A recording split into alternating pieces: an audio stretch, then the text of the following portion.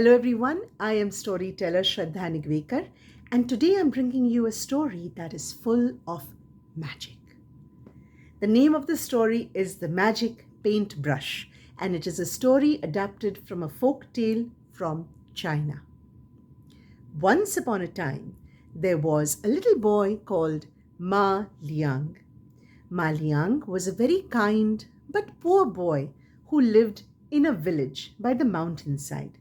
And Ma Liang worked very hard tending goats.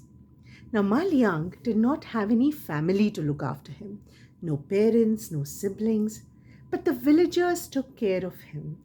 And he was also very kind-hearted and very grateful to them. Ma Liang loved nature. He loved to observe things around him, the living things as well as the non-living things. He loved to look at the tall trees and look very carefully at the bark of the tree, at every little crack and crease. He loved to look at the tall branches and notice every single leaf and the veins in the leaf and how the leaf was curved and pointed. He was a very observant child. He loved to look at the animals and how they moved and how their muscles rippled when they ran and how their fur stood on end when they were scared, and their eyes. He loved to look at the different shapes of their eyes too. He loved to look at birds and insects and even non-living things like the wind. He observed how the wind blew, and he observed the stones and the rocks and every possible little natural thing that you can think of. One day, as Ma Liang was tending his goats, he chanced upon the house of the royal counselor, and he heard some beautiful music coming from the house. And without realizing what he was doing, he entered the royal counselor's house without being invited in. Nobody stopped him because no one really noticed him in his little dirty, torn rag of clothes. And a little tiny boy going inside, nobody really stopped him because everybody was busy doing their own thing. And there were artists in there that day entertaining the royal counselor. There were some artists who were singing, there were artists who were dancing, there were artists who were telling stories in one corner. But the artist that really caught Ma Liang's attention was the painter. The painter in his beautiful robes and his beautiful, long, lovely paintbrush held high in his hand and painting with those long, swift strokes. And as if by magic, a picture would appear on the canvas. And Ma Liang was fascinated by this painting. And before he knew what he was doing, he was tugging at the sleeve of the painter and saying, "Sir, kind sir, would you give me one of your paintbrushes? I want to paint too. I want to paint nature. Please? Can I have one of your paintbrushes?" And the painter was shocked. "Ugh, what a dirty young boy. Get off of me, get off of me. Go away. How can you even dream of painting? Look at yourself. Poor boys don't paint. Get out of here." Ma Liang was so sad, but he left. He didn't want to bother them anymore, and he left. And he started thinking, okay, if I don't have a brush, I can still try to draw. So he chose a nice twig and started to draw in the mud pictures of nature and of all the things that he was observing. The mountains, the trees, the river that flowed in the middle, everything. The water gushing down, ravines, everything. And his pictures were so good. He got so much better and better and better. They looked almost alive. And the villagers were always enthralled, but his paintings or drawings were all in the mud. And the next time it rained or the wind blew, the paintings were gone. The villagers asked him, "Ma Liang, you're so good. Why don't you go and paint for the higher officials or the royal counselor? They may pay you good money."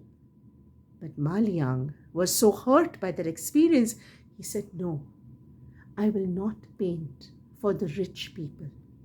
I want to paint for our common villagers and give you happiness. And so days went on, but Ma Liang never got a brush. He just couldn't afford to get one.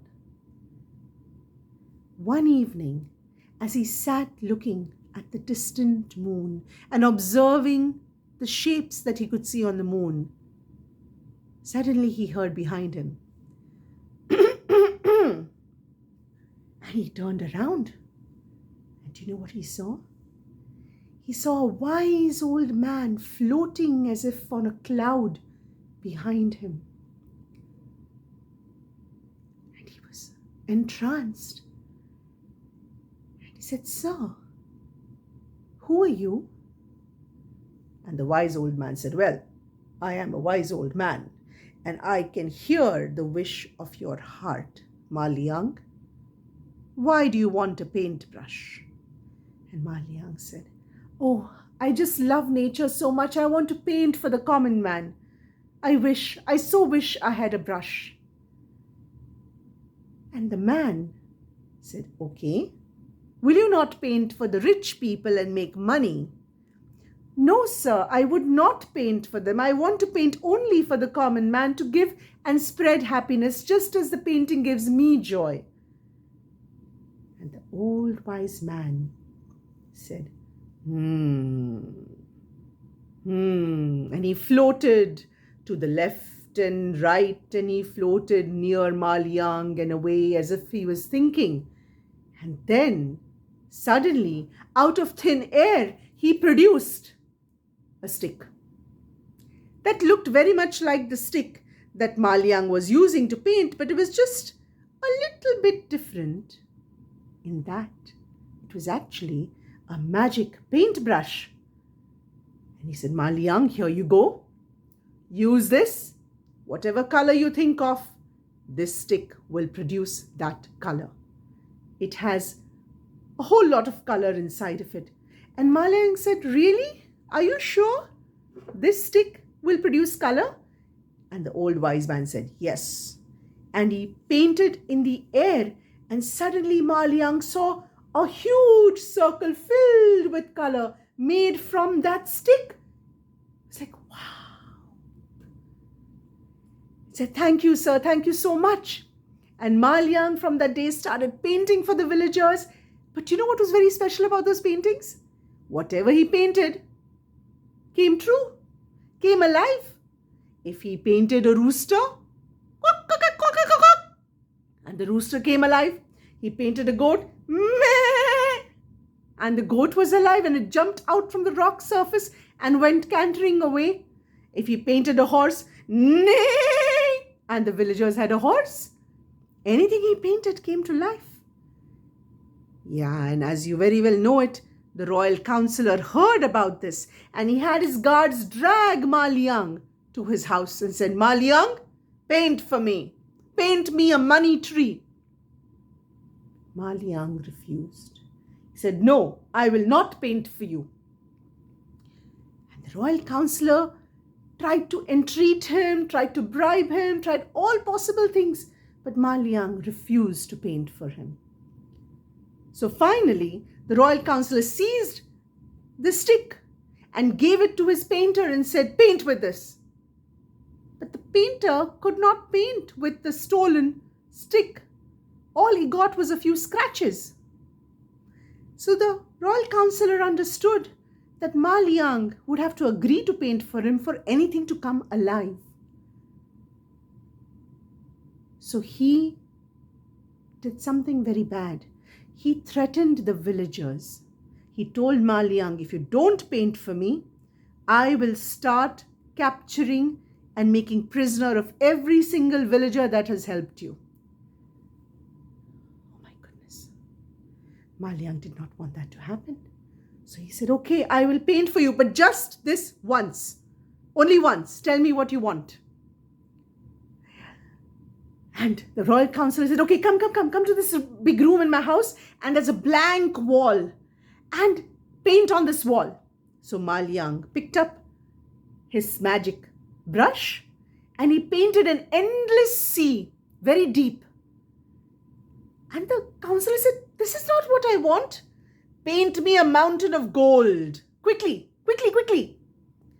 So Ma Liang took his stick paintbrush and magically drew a mountain of gold in the middle of that endless sea. Oh, it was shining. It came alive amongst those waves that were alive too. The counselor could see the gold, but he couldn't reach the gold. So he said, quickly, quickly, paint me a boat, boy, quickly. So Ma Liang painted him a nice sail ship. And the counselor, which also became real because it was painted with the magic paintbrush, and the counselor went with his soldiers and boarded the ship, and they started rowing and rowing and rowing towards the mountain of gold. But it wasn't fast enough. So the counselor yelled from the ship and told Ma Liang, boy, make it go faster, faster, faster, quickly, quickly. Ma Liang then painted gusts of wind, swirling gusts of wind above that endless ocean. And the wind pushed at the sails, and the boat went faster and faster and faster and faster and faster and faster. And the counselor yelled, enough, enough. But Ma Liang chose to ignore that. And he kept painting gusts of wind and gusts of wind and gusts of wind. And the boat could not tolerate so much of wind. And it, plop, capsized, went under the water along with the royal counselor and his painter and his guards that were on the ship. And they went into the water. And from that day on, Ma Liang painted only for the common man. And that village was the happiest village in China. And that was the story of the magic paintbrush. I hope you enjoyed it. Bye.